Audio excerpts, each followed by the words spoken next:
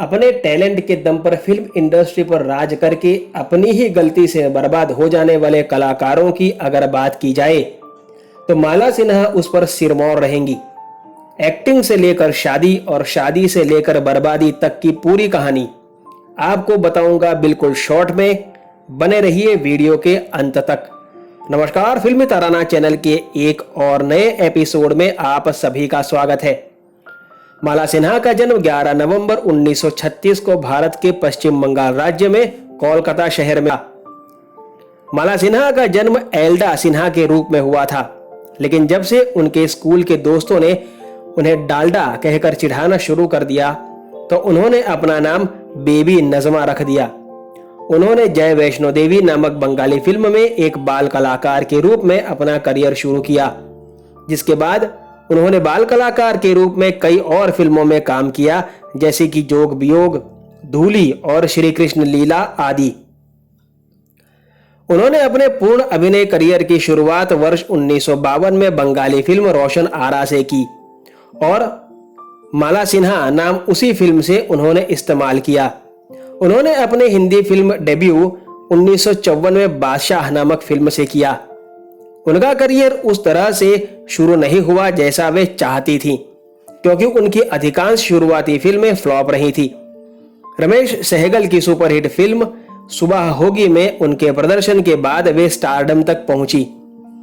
वे प्रदीप कुमार और धर्मेंद्र के साथ अपनी ऑन स्क्रीन जोड़ी के लिए जानी जाती थी और साथ में उन्होंने फैशन, दुनिया ना माने और डिटेक्टिव जैसी ब्लॉकबस्टर फिल्मों में काम किया। 1957 में फिल्म प्यासा की रिलीज के बाद उनका करियर आसमान छू गया। उन्होंने इस फिल्म में अनुभवी अभिनेता गुरुदत्त के साथ काम किया। इसके बाद उन्होंने गुमराह, धूल का फूल, हिमालय की गोद में, गीत और दिल तेरा दीवाना जैसी कई सुपरहिट फिल्में दी।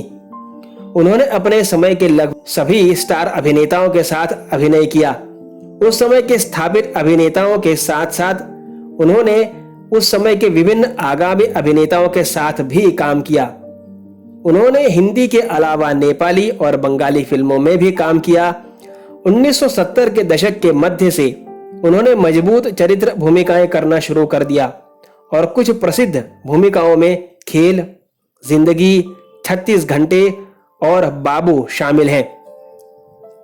उन्हें आखिरी बार 1994 में हिंदी फिल्म जिद में देखा गया था। हिंदी के अलावा उन्होंने नेपाली और बंगाली फिल्मों में भी काम किया है।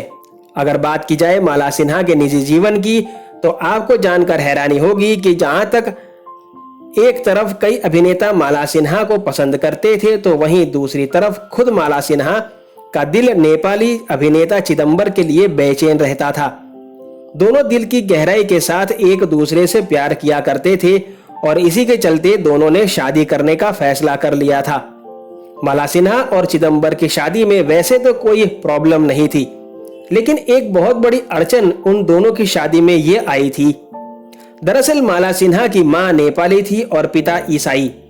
इसी बात के चलते उनकी शादी में ये बात फंस गई कि कौन से तरीके से उनका विवाह होगा। जब माला सिन्हा के घरवाले ने जिद पकड़कर कायम रहे तो उन्होंने सबकी बात मानने का फैसला करते हुए पहले हिंदू रीति रिवाजों से शादी की, उसके बाद ईसाई और अंत में कोर्ट मैरिज भी। इसी के चलते एक्ट्रेस ने अपने पति के साथ 3 बार शादी की। सिन्हा अब फिल्मों से दूर हो चुकी हैं। वो अपना सारा वक्त अपने परिवार को ही देना पसंद करती हैं। बात की जाए उनके जीवन की कंट्रोवर्सी की तो जब माला सिन्हा हर तरह से बॉलीवुड पर राज कर रही थी, चाहे वो चरित्र अभिनेत्री का ही रोल क्यों ना हो, तभी साल 1978 में मुंबई में माला सिन्हा के घर इनकम टैक्स का छापा पड़ा था, जिसमें उनके घर के बाथरूम की दीवार से 12 लाख रुपए बरामद किए गए थे। उनके पिता ने ये पैसे छुपा कर रखे थे और वो पिता उन पैसों को किसी भी कीमत पर वापस चाहते थे। इसलिए वकील से मिलकर उन्होंने माला सिन्हा से कोर्ट में ये कहलवाया कि वो पैसे उन्होंने प्रोस्टिट्यूशन यानी कि देह व्यापार से कमाए हैं, जिस पर इनकम टैक्स नहीं लगता, और वो पैसे उन्हें वापस मिल गए थे। लेकिन इसी के चलते उनकी इज्जत दुनिया भर में धूल में मिल गई थी, जो उनका करियर भी खा गई और इस गलती से वे कभी उबर नहीं पाई। माला सिन्हा की शादी से उन्हें एक बेटी है प्रतिभा सिन्हा। वो भी किसी समय फिल्म इंडस्ट्री का हिस्सा हुआ करती थी। आशा है आज का एपिसोड आपको पसंद आया होगा और लाइक तो आप कर ही देंगे।